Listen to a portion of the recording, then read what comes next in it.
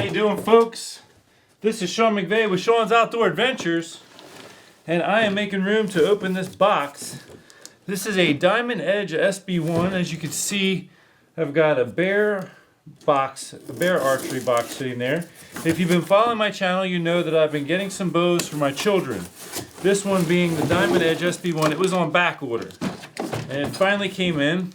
So this is the SB1. There it is, baby. Been looking forward to getting this. So now I have the Diamond Edge SB1, I have the Bear Cruzer G2, and I have a Diamond Infinite Edge Pro. So I got these for my kids, and I am going to do some very extensive reviews on these. I'm going to do things like this. So they have markings on here as far as your max and minimum draw weight, but it doesn't tell you what poundage you're at those locations. So I'm going to tighten this all the way, undo it one crank, and test how is the draw weight. And I'm going to basically be able to tell you how many cranks you need to do to get it to a specific draw weight.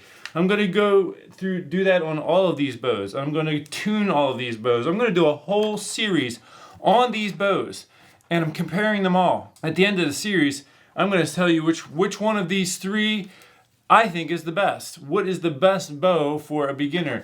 Now, they're all great bows, and that's why I felt confident enough to order them for my own children who are going to be shooting these for the next 10 years or so. However, if you're out there looking to get one of these types of bows and you wonder which one is better, which one is best, why?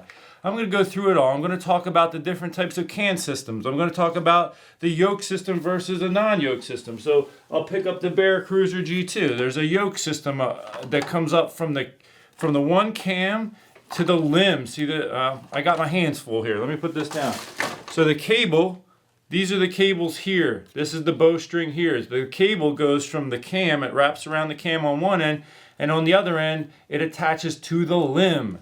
So that's one style. For this one, it doesn't have a yoke system. It goes from one cam to the other cam, slaving the cams together. So I'm going to talk about all that extensively.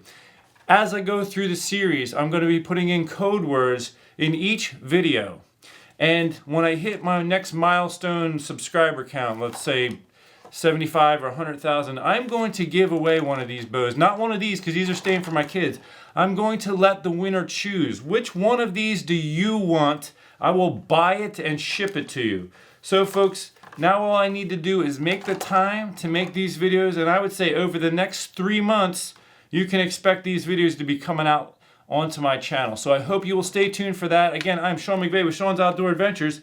Please like, subscribe, and share. Help me to grow my channel, and I would greatly appreciate it. Until next time, take care, and God bless.